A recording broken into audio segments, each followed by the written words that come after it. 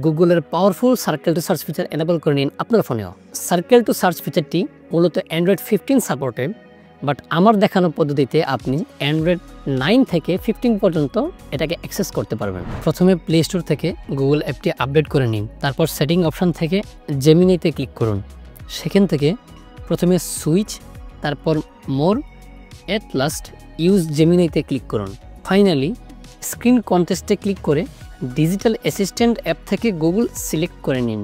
আমাদের 70% কাজ শেষ। এখন যে কোনো ব্রাউজারে MICT GitHub লিখে সার্চ করুন। সার্চ রেজাল্ট থেকে প্রথমটি সিলেক্ট করুন।